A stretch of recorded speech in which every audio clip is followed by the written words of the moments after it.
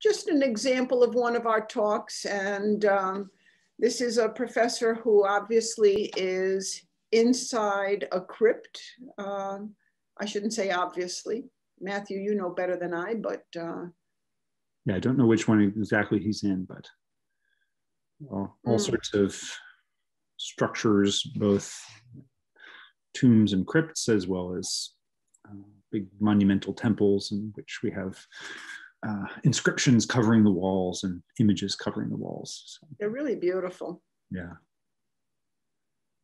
Giza, for the students who are online, is the name of the town, if you will, where the pyramids are found and the Sphinx, the most famous pyramids and the Sphinx. And now I have given about as much information as I know. So how does this work? Are the students already on? I know this is a webinar format and people just kind of drift in and out, or what's the structure? Maybe that's a question. Exactly. Yep, that's exactly right, Matt. I think attendees will start coming in, so we can maybe give it another minute or two, and then I think you go ahead and get started. Okay, great.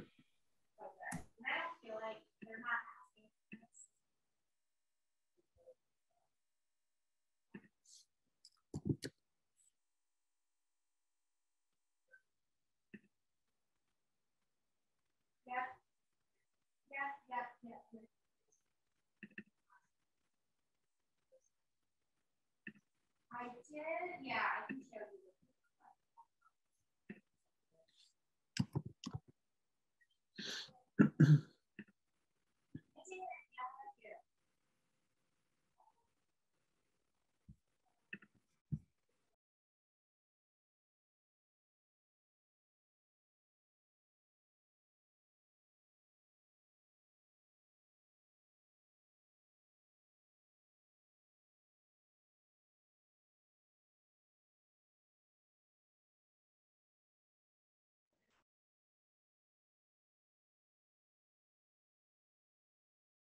Kate, you tell me when you think it's time to start.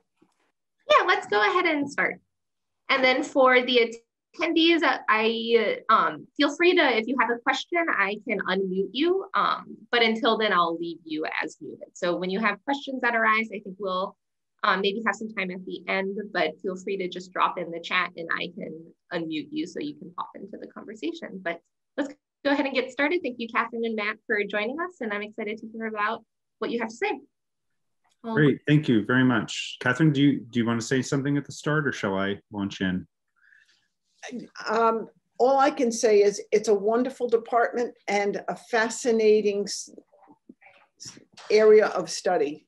But more than that, I leave it to you. I'm going to write to Felipe, by the way. Sorry? I'm going to contact Felipe. Oh, yeah, great. Yeah. Yeah, so welcome everybody. So this is, of course, a peculiar year for ADOC. Normally we'd be getting together and meeting on the college green, and you'd be learning about this department and its offerings among all the other, the plethora, the cornucopia of opportunities you'll have at Brown, from really across the humanities into the social sciences and the physical and biological sciences. And so our area, our niche is, we're a small department, and I'll talk more about, I can say something about small departments in general and small concentrations in general, if there's interest. But we're also, interestingly, one of the few places where these areas of study are possible, where you can learn archaeology and ancient languages and ancient modes of communication, visual culture, and how we've taken things that no one could read because they were dead scripts and dead languages, and bring them to life and really learn about past societies and how people lived in very different times and places. So, so I'm Matthew Rutz, I'm the chair of the department. Felipe, you want to introduce yourself? So we're on our ADOC webinar here. Yeah, I'm Felipe Rojas. I am an archaeologist, and I'm affiliated both with Egyptology and Assyriology and with the Joukowsky Institute. And I'm sorry I'm a little bit late. I had trouble with my computer. Welcome to 2020, 2021. Yeah, so my area is Assyriology, which is the study of ancient Iraq and Syria and that whole neighborhood from the origins of writing about 5,000 years ago to around about 2,000 years ago. One of the things that we're also interested in the department is how, as I was just saying, how anyone ever learned how to read these ancient texts, these ancient scripts and languages, and how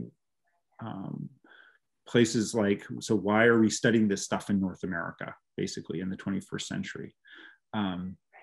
So in terms of the concentration, we're a small department and a small concentration, which I think is a real asset at Brown. And one of the things you should think about when you're coming to Brown is, I always tell my first year students, you don't come to Brown to take only classes that have 100 or 200 students. You should be every semester in a class that has fewer than 20 students, sometimes even 10 students.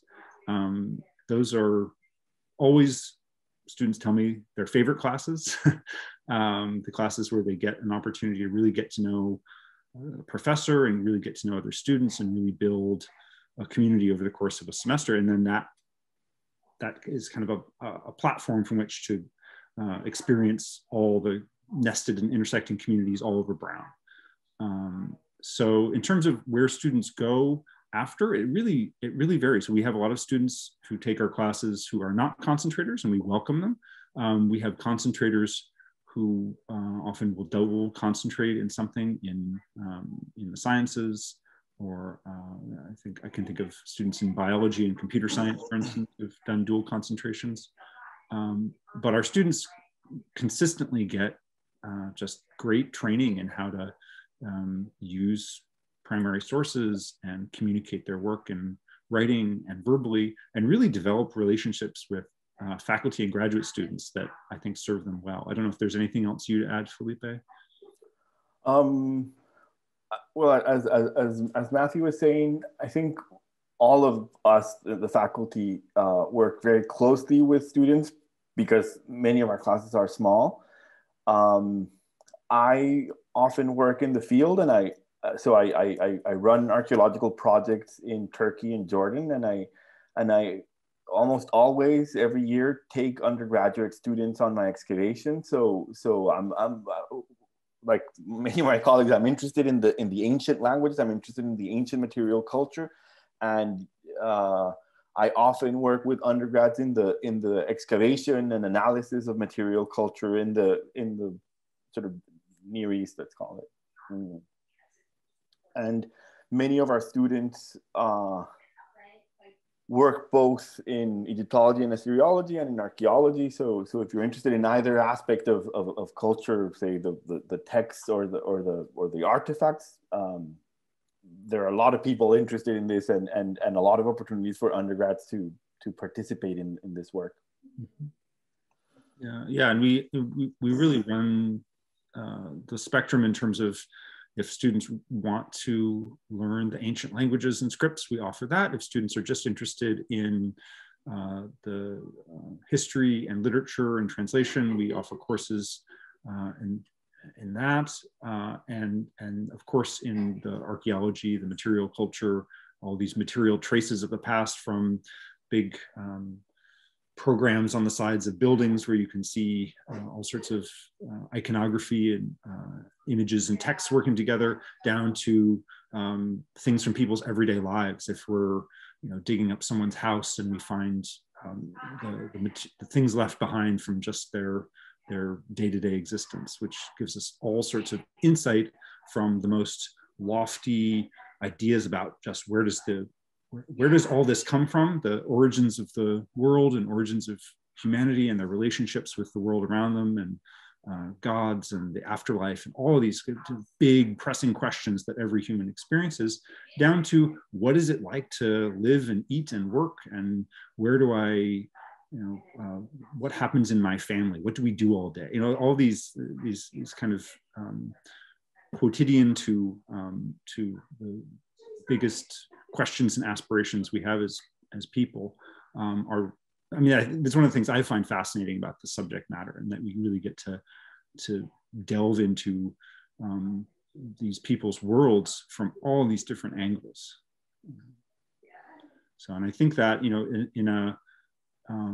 as part of the kind of global education, global experience that you have the possibility of having in learning at Brown, there are lots of pieces to that. So one is what Felipe mentions in terms of actually being able to go off and go excavate, which is, there are few life experiences more transformative than going into another place and learning about how it is now, and then engaging in the practice of archaeology and all that entails, and learning about the past, to also learning how other people have lived in the world, have lived full and complete lives. And that's beyond the skills that you will get in many different ways and capacities.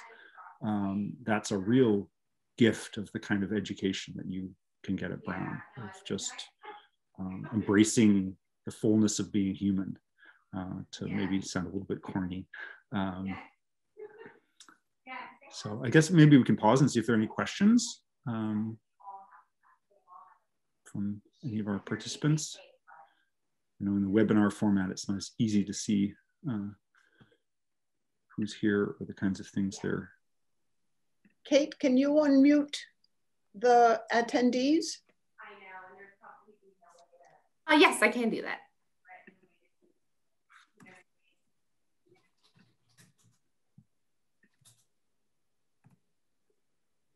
Great. Well, I'm always curious, in terms of who's here, if you've ever, I know I didn't really learn much about the ancient past, ancient history, archaeology, ancient languages when I was in high school. I'm just curious if anybody has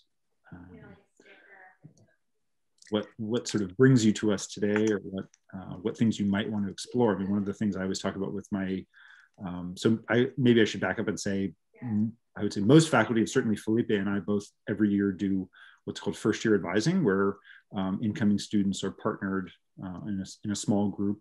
I usually have between 5 and 10 first year students, and we work together over the course really of 2 years, but mainly in the first year as a first year advisor-advisee relationship. And I'm always struck by how students are eager to explore the things, they want to keep doing the things that they've learned and really liked learning. But there's also this immediate realization that there's just so much more on offer at a university like Brown than even the best high schools can muster. So I'm always curious about what it is people are curious about themselves and want to learn more about.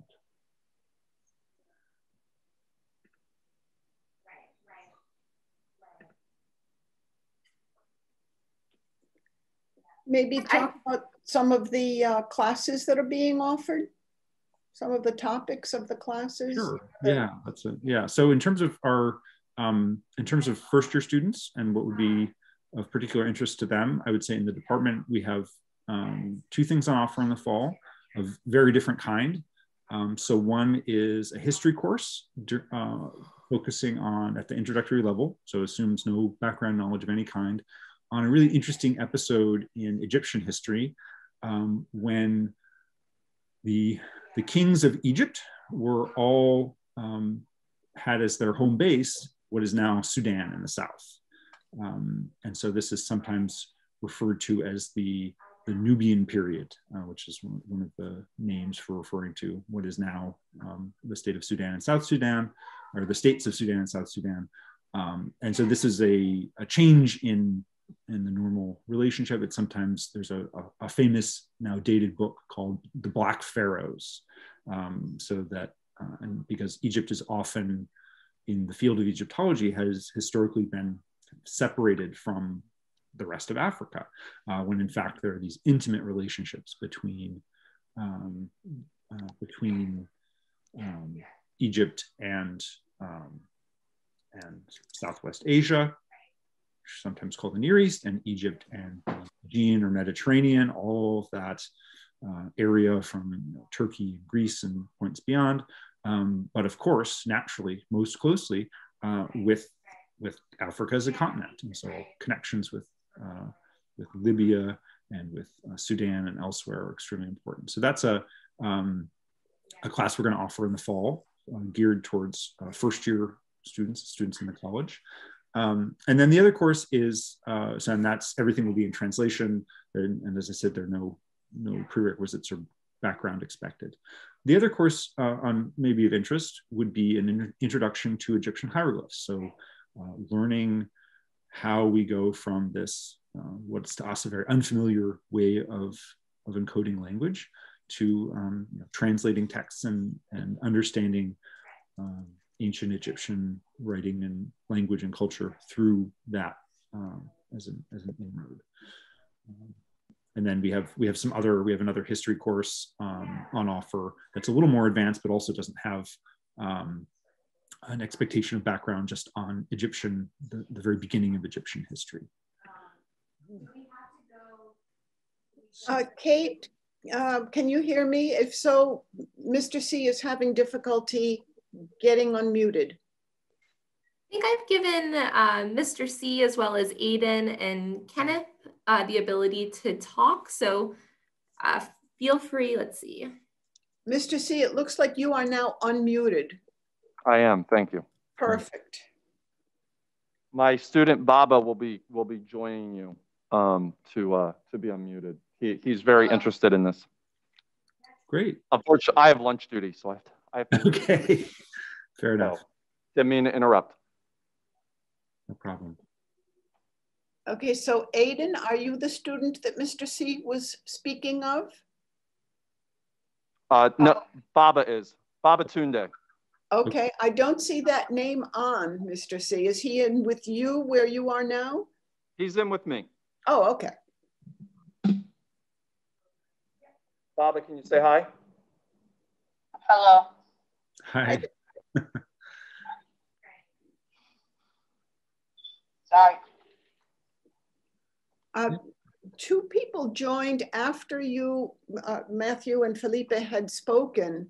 Aiden and Kenneth Peters joined after you had spoken.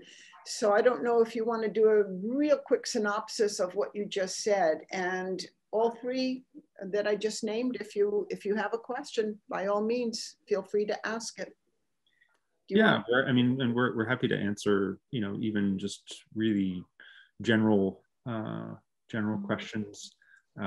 Oftentimes when students have limited experience in an area, it can feel like the questions are bad questions or dumb questions or not informed questions, and often those are some of the best questions. Let me answer Jenna's question. So yeah. Undergrads get to do field work at Brown, and in the project that I run, almost every year undergrads come. And so let me talk briefly about the sorts of things I do in the field to give a sense both of the range of the department and of the range of possibilities for undergrads. So I currently run a project in Jordan, in the ancient city of Petra, a spectacular city partly carved out of rock. If some of you know the Indiana Jones series, one of the scenes of Indiana Jones is in Petra, so beautiful carved rock facades. And there I work often with undergrads on agriculture, on the sorts of things people cultivated and how they made a desert arable and productive, how people 2,000 years ago made the desert arable and productive. And part of it involves digging of agricultural fields and terraces, and part of it involves texts in various ancient languages describing these fields and gardens that were made in the desert. Not last year because last year was COVID, but 2 years ago, I went with several undergrads who participated in every aspect of the excavation, from the actual digging to analysis, and occasionally I have published with undergrads academic and articles. So if you're interested in text, if you're interested in material culture, if you're interested in scientific analysis of material artifacts, all of these things we do in the Egyptology and Assyriology department.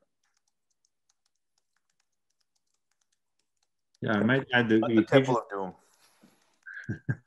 we occasionally also have students who can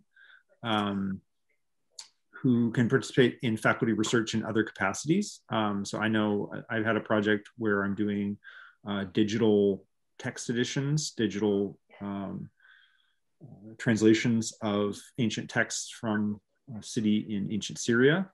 And so that have been published over the last almost 100 years, and mainly haven't been translated into English. They've been translated into other languages, like French.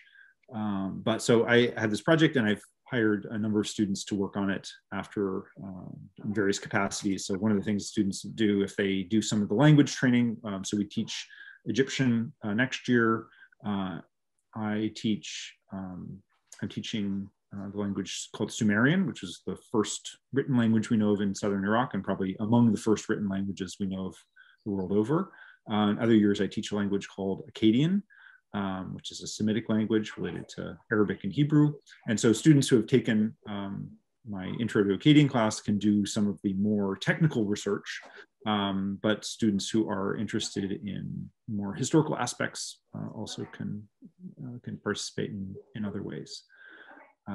And we have various other projects by other faculty over the years that have involved items in the Brown University collection, and also other collections in the area,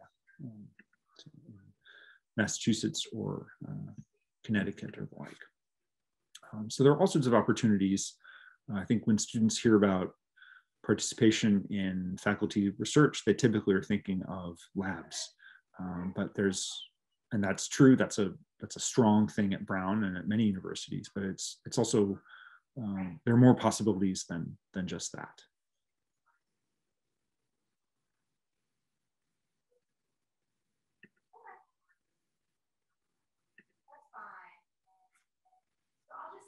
So are there other questions? Comments? I'll add a note for people who are interested in Egyptology specifically, that there's a new exhibit at the Boston Museum of Fine Arts that has just reopened with ancient artifacts that is supposed to be very, very well done. Mm-hmm.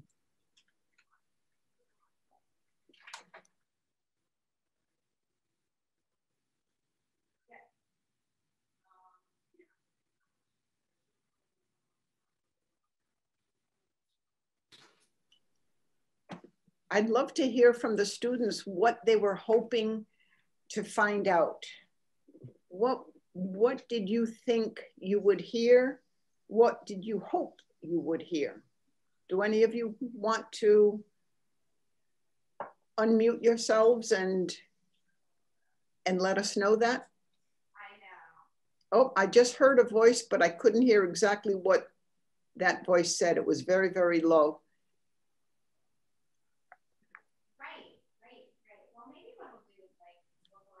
I think sometimes these Zoom webinars can be a little intimidating to speak up, but feel free to chat in the box as well, or drop any Q&As. I have to say, it's much easier on the green and we're just wandering around campus. It's a lot less formal. I don't know how formal it can be with I see my kids' rainbow colored soccer balls up on the shelf because they were fighting over it and I had to put it up. So.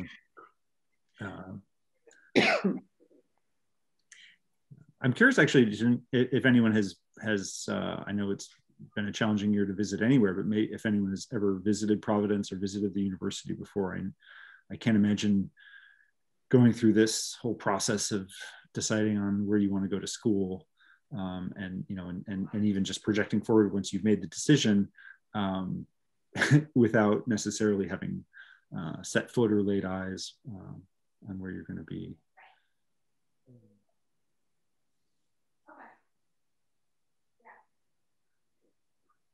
I don't know. I mean, maybe in the time we have, I'm just curious on. I was going to ask Felipe anyway, in case no one was here. I'm just curious how your class is going this semester, because you want to maybe talk about what you're teaching, and I can say something about what I'm teaching. Yeah, so I'm teaching a class that is mixed undergraduate and graduate students, which happens at Brown often, and the class is about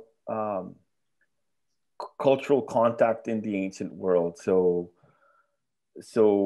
contact between Greeks and Egyptians, or Greece and Mesopotamia, or Iran and Greece. And it's a class that is really about sort of this vibrant, maybe not globalized, but very extensive ancient world, and about the intensity of interaction, sometimes quite peaceful and positive, and often, well, the opposite, war and destruction. But it's about how culture sort of changes, and how people adapt to new pressures and new forms of knowing the world, and new technologies. So say the alphabet, how does that affect people's lives, or various modes of music, and the mix of undergrads and grad students is actually quite interesting, because the questions and interests vary. Also, the level of experience and background knowledge varies, and so it's a class I enjoy teaching, partly because of the varied backgrounds of people. So that's one of the classes I'm teaching this semester. Thank you. Yeah. So and that's, you bring up a great point about how it's part of the curriculum in the college that students really just have to fulfill a concentration requirement, and then after that, it's really up to you to craft your experience, and you end up with some really interesting combinations of students taking classes. Sometimes you'll have students who take a number of classes in the department or with you as a faculty member, and then someone will just come in and try something, and it is a challenge, but in my experience, for a teacher, but in my experience, it's a good challenge, in that it forces you it forces everyone to a different level of clarity, and forces us to entertain different kinds of connections. So the class I'm teaching is, I have again a mix of grads and undergrads. Some of whom, the graduate students, have some background, some of the undergrads have a little bit of background, and some came into it with no background at all, which was to their credit, because it's an ancient language class. So they're learning a language called Sumerian, which is a language isolate. So it's not related to any known language. And it was a dead language and a forgotten script. So part of this is learning the language and reading the ancient documents. So we were reading inscriptions left by kings who took credit for building temples to gods. And lately we've been reading court cases. So people fighting over the things people fight over, getting married and getting divorced, and having children, and what do the children get to inherit or not inherit. And so we haven't changed that much in 4,000 years. So students, are engaging with that and learning about that. We're also talking about just how astonishing it is that people have been able to take something that was dead and unreadable and render meaning from it. And so part of it is just that process of it's a different kind of reading. If you've ever studied foreign language, it's a different kind of reading when you're studying a language where we can't turn around and ask someone, or we can't type it into Google Translate, what does this say?